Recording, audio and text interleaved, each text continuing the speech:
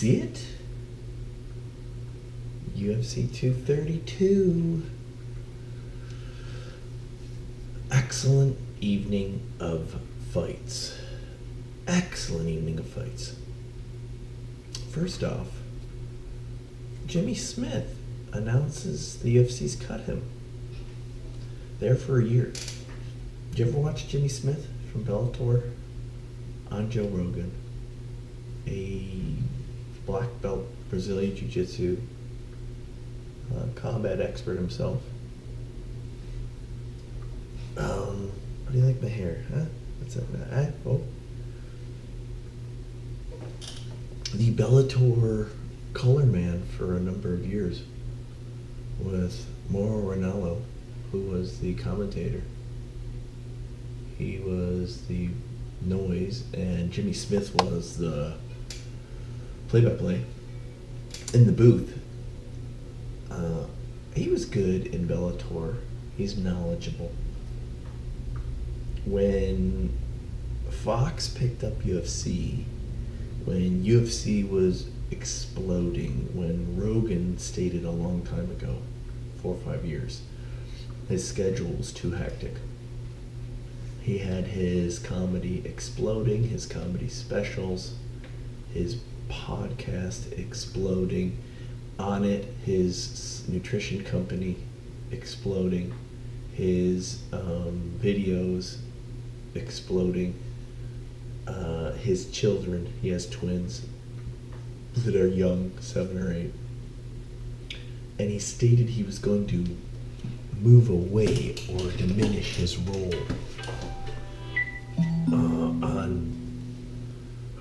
with Zuffa, with Dana White on the UFC. He stated that he told them Jimmy Smith would be a perfect replacement, very similar. Shaved his head. I'll tell you what, I watched Jimmy Smith with his first UFC commentary debut. I watched multiple behind the desk debuts with Karen, with Bisping, with he usually sat at the end, so he usually took Bisping's place if Bisping was fighting or he was out.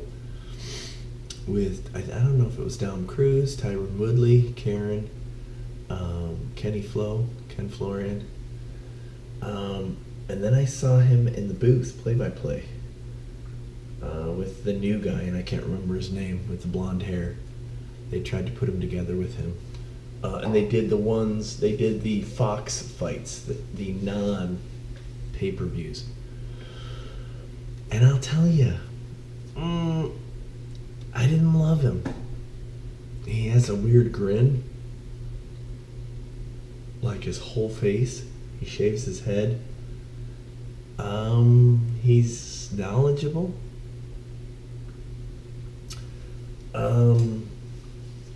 He didn't seem extremely comfortable behind the camera, weirdly, because he'd spent Bellator the last number of years exploding with Bellator. I don't know. I'll tell you what, I think they cut him. I think they cut him due to whatever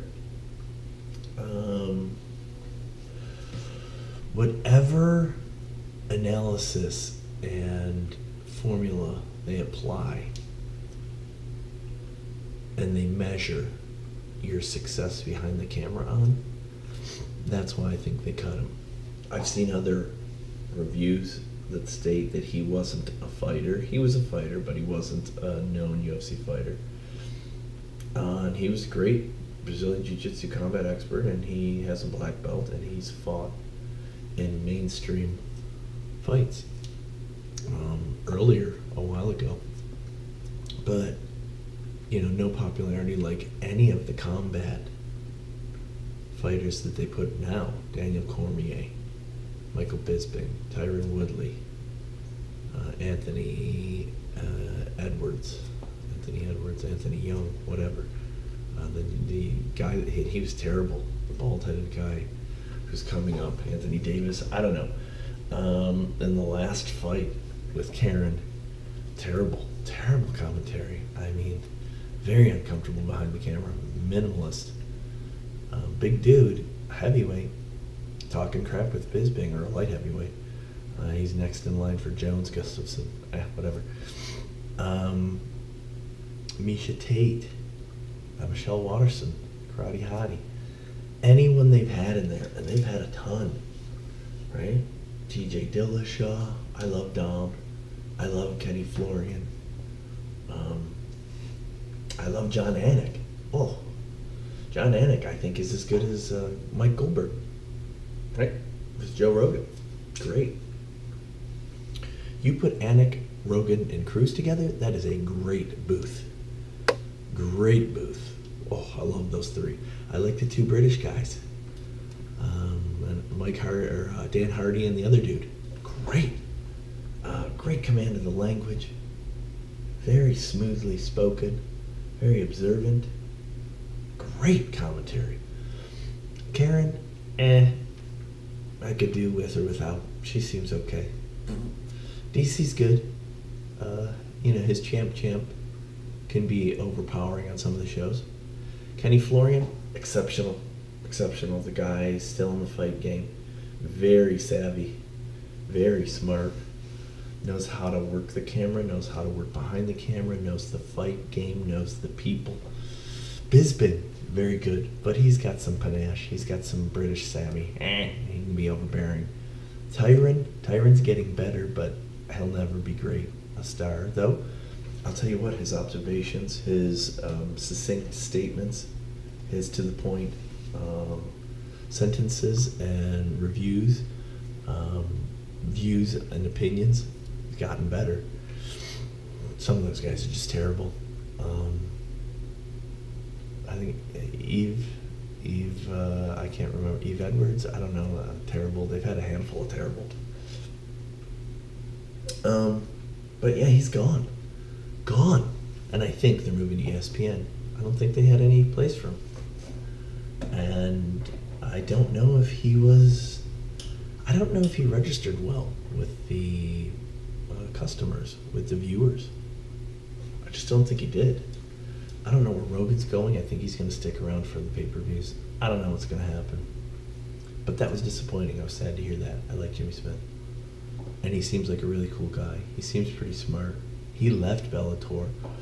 Maybe he'll go back to Bellator. Maybe not. I think he stated on Rogan that the numbers may or may not have been there. They were good at the UFC. I don't know.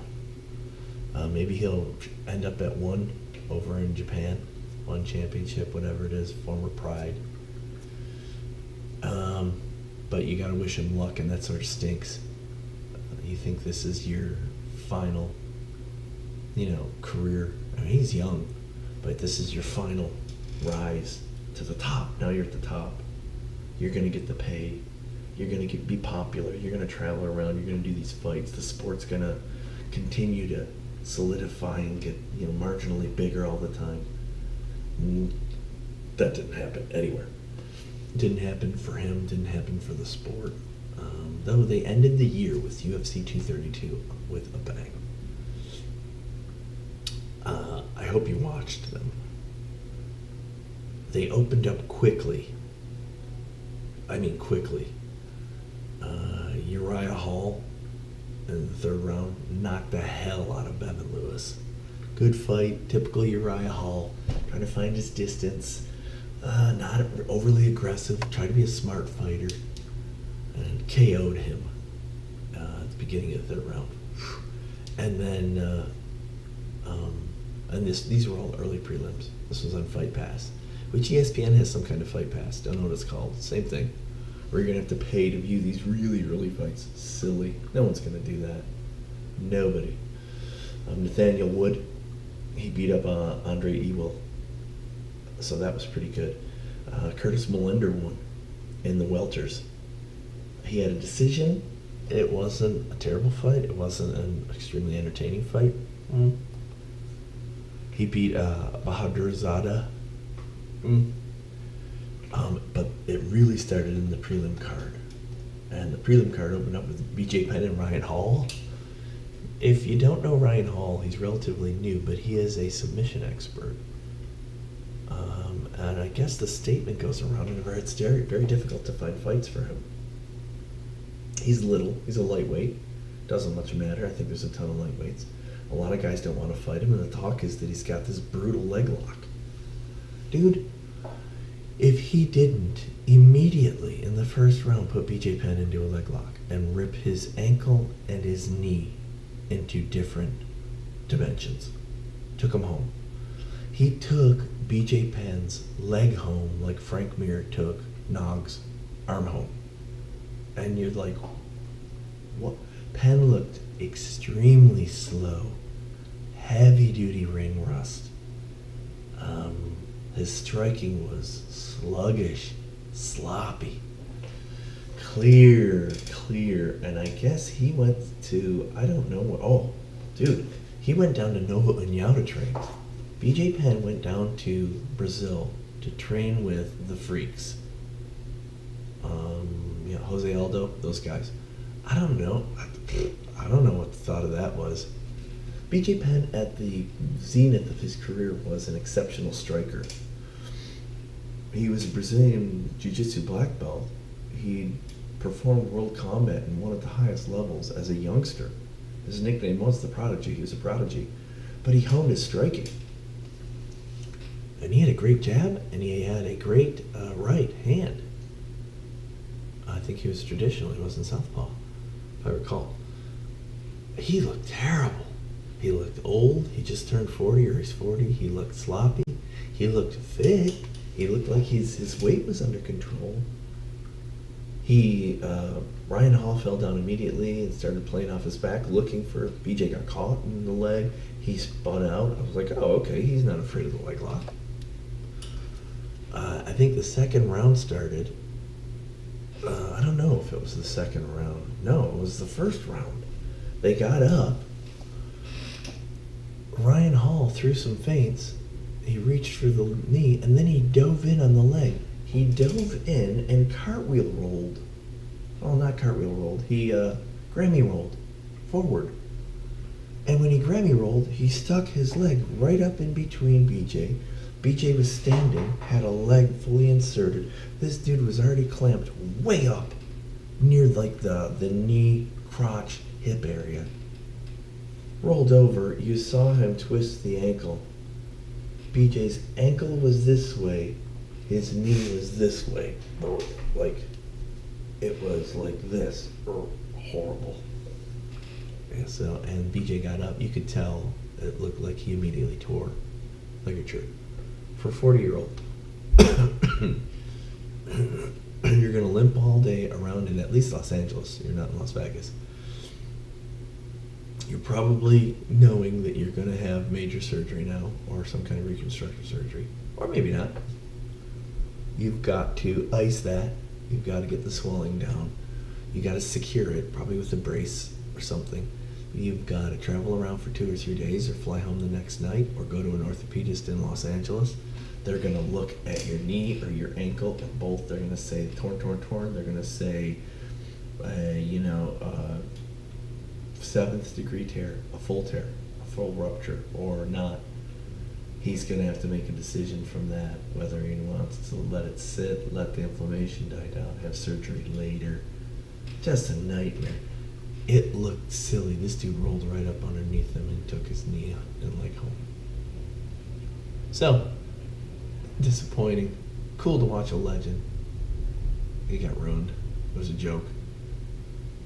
De Silva Andrade, Peter Yan, this Petra, this Russian, pounded the dust out of this little steroid freak with his rat tail. Pounded the dust out of him. Knocked him the fuck out in the second round. Dude. These Russian dudes, this Eastern Bloc contingent, Uzbekistan, Russia, Dagestan, all these, they're turned, the machines, it's gearing up. And these guys are freaks. He made Douglas Silva de Andrade look like a joke. Beat his head in. Kat Zingano looked terrible. She does this Lopi thing. I don't know where she got it from. And And then Megan Anderson high kicks her, and her toe goes into her face, into her eye socket. The full toe goes into the socket, and it's a kick, so it's with enough force to totally disable her. And not, I mean, it's not a car accident. It's not high velocity. It wasn't an eye rupture or anything, but apparently severe enough where swelling, retinal detachment, retinal scarring, retinal incision. Who the fuck knows? But your vision's your vision. You don't see, you're done. So, cat rolled over on the fence. Lost. It was over. Game over. Very disappointing. Even though this Megan Anderson is supposedly a very, very skilled Australian. I was like, what? This just happened. We've seen eye pokes like Bisping where the eye is fully raked and the guys keep fighting. Zingano didn't want to keep fighting. And who knows? Maybe it was warranted. Punched in the eye, where the eye takes a forcible hit because it's a, it's a hollow liquid-filled orb with high sensitivity, right? It's painful. It shocks and resonates in your head. These guys are used to that, but apparently Kat Zingano wanted nothing to do with it. So it ended. Yeah, I think her career's ending, much like her eyeball. I suspect with this eye thing, she'll probably be out 6 months. I don't know if she'll come back and fight. I think she will. I don't think she'll ever be whatever she was, or she had the potential to be. I think she'll roll well with top 10s or top 15s. She's got good Brazilian Jiu-Jitsu. She's got good strength and good striking. She's got to change it up. She's got to go to another gym, find a new life or something. And I think she did for this camp. Don't know. And then Arlovsky. Arlovsky's got to quit. Oh, I mean, I guess they want a 3-rounder. Danced around, which is typical Andre with Walt Harris. And Walt Harris won a decision. Who wants to watch two monsters in the ring? Like Francis Ngannou when he fought the Black Beast. Spin around, touch each other, throw feints, throw kick feints, throw punch feints, grapple a little, hit once in a while for 15 minutes. Nobody. The most unentertaining ever. And the fight makers, whoever does the fight making anymore, used to be Silva. I don't know who makes them anymore. There's 2 of them. They gotta figure that out. I think Arlovsky's done. Don't know. He might come back. A fierce, scary man with a crazy past. Just a giant list of annihilating people, but seems like he's on the downtrend. The main card was insane. Second round, Volkanovski destroys, after he's hurt, destroys Chad Mendes, pummels his brain. Something is wrong with Chad Mendes in his fighting style and his technique and the way that he reacts in the octagon. He should have won that fight. He had Volkanovski hurt. I don't know why he doesn't pounce and have that predator kill. He is a fire plug. He's a bad man. He doesn't finish. It's the weirdest thing. I don't know if he gasses. I don't know if he doesn't know. I don't know if it's some kind of behavioral or some kind of environmental trait. I don't think they teach that at Alpha Male. That guy's hurt. You gotta be smart. Dude, Alpha Male, they get behind you and lights out. They choke your head off. They rip your head off. Something wrong with Mendes. It's a bummer. I think it looked like he had this fight and he lost. He gets beat senseless. He wobbles around. He tries to run away and then he gets pounded to submission or choked out. That was a disappointment. Corey Anderson, as I suspected, he beat up on Latifi. Latifi's overrated. I don't know what he is. Corey Anderson looked good. It was your typical, light heavies dancing around, throwing some good shots. The next fight surprised me. Chiesa submitting Carlos Condit. I did not know Michael Chiesa had gotten that good, and I didn't know Condit had gotten that rusty. It was a second round submission. I know Condit has great takedown defense. I think he's getting old and he's clearly on the decline. Chiesa's not that good. Did he let him take him down? I think Chiesa's good, but not that good. He's clearly improving. He's with a who's who of killers. I think he fights with Matt Serra or those freaks out of New York. I don't know, maybe not. Maybe he moves around. Disappointment. Carlos Condit's a fiend. And I thought that would be different. The last two fights were unreal, man, if you didn't watch them. I put all my money on Cyborg. Bigger, stronger, scarier. Amanda Nunes, the lioness, tough, a scrapper, solid. I would have never guessed. She took some giant shots from Cyborg. She dished out some monsters. And I'll tell you, I didn't know Cyborg's chin. Cyborg doesn't have the chin of stone. She took probably 8 or 10 shots from Nunes and was lights out. Her face was bloodied, her nose was bleeding, her eyes were rolled back, bloodshot, come to, down on the canvas. Nunes dismantled her scary, like, took some shots, stood in the pocket, waited for her to clear, threw some shots. Oh, you watch a fight like that, dude. Oh my God. Cyborg's a monster. She's a man. Nunes throws like a man. She is the greatest female fighter of all time, Amanda Nunes. She's beaten everybody. Holly Holm, Ronda Rousey, Chris Cyborg at any class. And then all the women are relatively small, 135, 145, and then down to the like straw weights, 115, 110, whatever. She would mangle anyone. She's here. She's, LGBTQ, whatever. I think she's married to a partner, female. They train, they're in California. She's living the life. I don't know, other than popularity and stardom, what would derail her run in the UFC. Popularity and stardom, very likely, just like Ronda Rousey. I don't think Ronda Rousey would have lost in the UFC. I think to this day she would be striking and then armbarring people into tomorrow. No one could stop that armbar. No one. I mean, the way she rolled Zingano and ripped her shoulder off inverted. But Hollywood catches up to you, money catches up to you, children, if these two have, they adopt babies or they get surrogates or something, life catches up.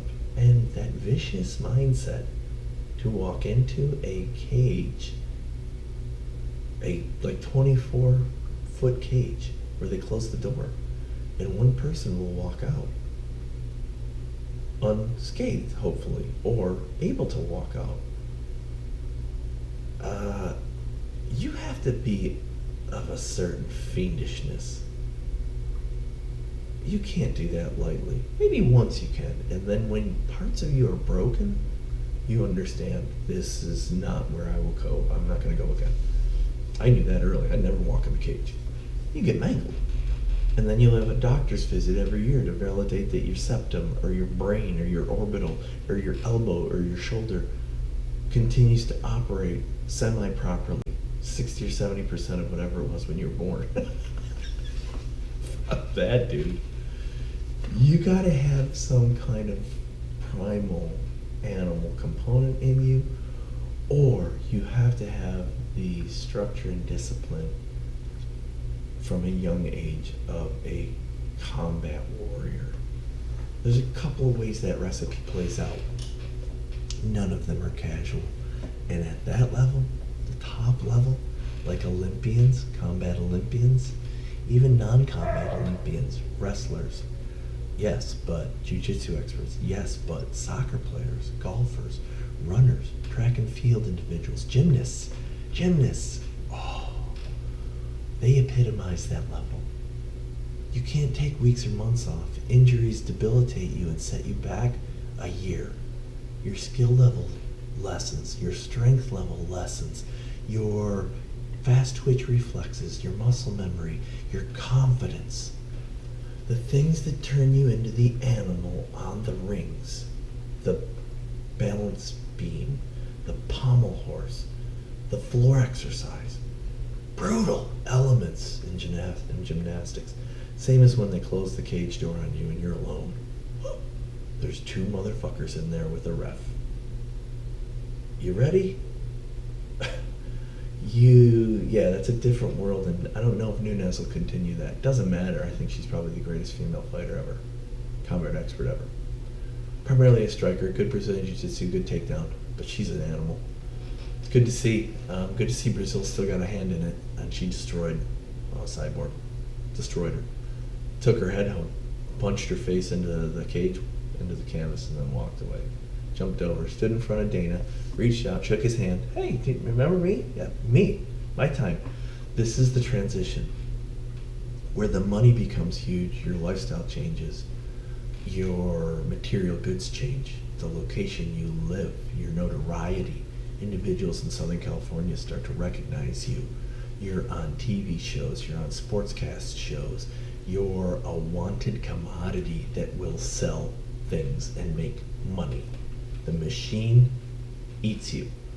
Don't know how Nunes will do. She's Brazilian. She's gotten quite good with the language. I wish her well. We'll have to see. I suspect it'll be some combination. She won't live forever, right? She won't be there for somebody else to come up. And then John Jones Gustafsson. And we sort of knew how this was going to go. Jones got popped for Tyrannoball. He went out, and the first 2 rounds were iffy. They looked like feeling out, right? Cage rust and stuff. Gustafsson looked normal. Well, didn't look like the first fight. And then in the third fight, Jones took him down and then just Brock Lesnar, like Frank Mir, just pounded him with his lunchbox hands. Jones beat Gustafsson's head in and left him on the mat, crumpled. Silly. I don't know. I wasn't surprised by that. I wouldn't have suspected that couldn't have happened. I didn't think it was going to be a barn burner like the last one. I mean, it was unlikely it was going to be that way. So, John Jones is back. He's the greatest ever. He's a cheater. Yeah, who cares? I've seen so much talk recently. He takes all these drugs. And you know how my view is. I felt sort of weird about it. It seems like everybody's taking drugs. And just because you're on drugs, meaning you're stronger, faster, bigger, greater endurance, leaner, more muscle mass, whatever the drugs do, they do nothing to your brain, but they do. They are a massive confidence builder. Placebo effect. Better, stronger, faster. I can't lose. I'm on the drugs. This is a known effect. They give you tenacity. I think there's an added element to the energy in the field from them, as has been stated by many people. Does that make you able to walk into a cage that is sealed and then fight an elite world skilled athlete in combat sports? When you hit this level, maybe it's the edge that allows you to win. People dispute either way, everybody's cheating. Nobody's cheating. Daniel Cormier never gets popped. He's clean. Daniel Cormier could never beat John Jones. 2 fights or whatever. Jones' second fight. Cormier looked tough in the first round, 2 rounds. Jones high-kicked him, knocked him into yesterday, game over. I don't know, man. Maybe the drugs are the thing, but you cannot dispute that John Jones is an elite, exceptional, semi-unique, world-class combat expert at light heavyweight. As a tall, lanky, big man. Scary dude with scary skills. And he showed that again. He beat Gustafsson's brain in the third. Folded him up and then side head punched him until he went to sleep and stood up and said, "I win and I'm the greatest." And then immediately called out Daniel Cormier, which Cormier recently, right before the fight, gave up the light heavyweight belt. The champ. He knew that he would have to fight the winner of this fight to keep that belt. So prior to this fight, he gave up the belt, the light heavyweight belt. He has stated he's going to retire when he turns 40, which is in March of this year, 2019. He thinks he's going to have one more super fight against Brock Lesnar, was the way this thing looked like it would roll, so he would walk out of the fighting game with a $4, $5, $6 million, $10 million, $15 million goodbye, pay-per-view dollars, and the guaranteed purse, whatever it would be. We're not sure that's going to occur. It seems like there's heavy duty pressure that he should fight John Jones. Heavy duty. The question then becomes moral and ethical and personal versus greed, monetary. And I'll tell you what, I don't know where Daniel Cormier is. If I were him, I'd never fight John Jones again. Doesn't need to. Doesn't need to. He's lost to him twice. Jones has popped 4 or 5 times for drugs. We know he's probably been on them the whole time. Cormier does not use drugs. Cormier is probably the greatest combat fighter in the octagon without enhancements, without performance-enhancing drugs. He was a fiend. He's a freak, an Olympic monster. And he carried that right over into the ring, into the octagon. Dismantled everyone but John Jones. Shows you how good Jones is. Drugs or no drugs. I wouldn't fight John Jones. I'd fight Brock Lesnar. He beat Stipe up. Cormier beat Stipe up pretty easily. Couple shots, took the heavyweight title. Dude, that was silly. I made that look easy. Take his money. He's going to make money as a commentator. He's got great personality. He's got great command of the language. He's very amicable. He's easy and flowing. He's learned very smoothly how to operate behind the camera. He interacts well with other broadcasters. He interacts well in dynamic situations. He isn't a Michael Strahan, but he's close. He's more of a Terry Bradshaw or Howie Long, right? He's that good, man. So he'll have no problem making millions of dollars the rest of his life, talking about fights, probably, or maybe even a talk show, or being somewhere on TV. If he stays in LA, which I'm sure he's got a house there now because he spends a ton of time at the desk right in Los Angeles with Karen, with Tyron, with Bisping, with whomever. And since that ride's over, we're on ESPN now. I don't know who the broadcasters are going to be. I don't know the format of the show.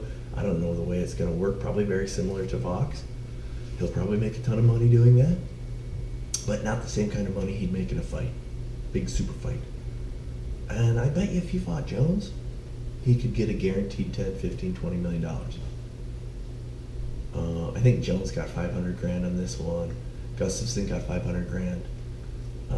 I think some of the bigger names, BJ Penn got like 120 or 150,000 bucks. BJ Penn walked back and got a guaranteed 150 grand. That's how much of a legend that dude is. Hasn't been around for 6 years. Whew. That's who that guy is. There's your name. But other than that, even with the fight bonuses, Orlovsky got 100 or 120 or 150 grand or something. He won a fight bonus, or not, he didn't win a fight bonus, I don't know. But I don't know what the draw was. I don't know what the pay-per-views were. I'm sure the gate was full, I would expect. They got whatever they got at the Forum, 50,000, 40,000. It looked pretty full. Pay-per-views were probably down. Maybe, maybe not. Mil 2, Mil 5. Probably not that high. Over 800 grand, I think. Probably. Over $1 million. I would hope. They get pieces of that, so they'll make well. Daniel Cormier and John Jones would be another epic super fight. Cormier would walk away with millions. Double-digit millions.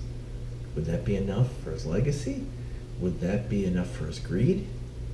Would it be likely that he loses? Probably. I would say 3-1 chance, 5-1 chance. Right now he's 0 for 2. Not saying that he couldn't beat Jones, but don't know. So we'll have to see. We'll have to see how it shakes out. But lots gone on at the end of the year for the MMA world. Yep. And I don't know about Bellator or any of the others. I think Bellator Championship finished up.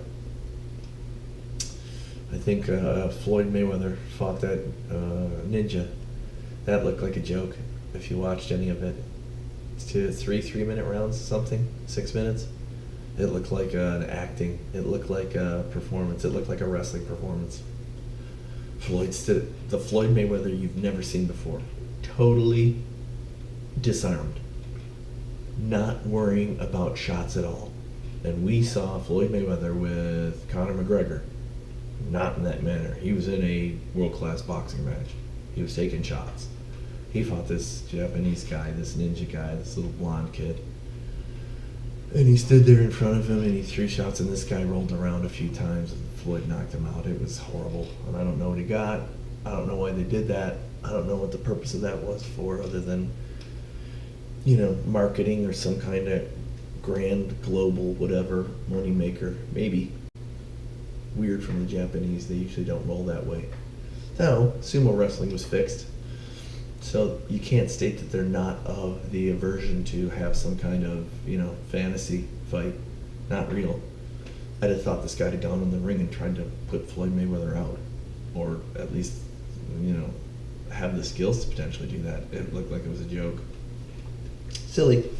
I'm sure they paid the money machine. TMM. I'm sure he got 10, 20, $50 million from Tokyo. Woo. Whatevs. That's it for now on the fight. We got the big card coming up the 19th.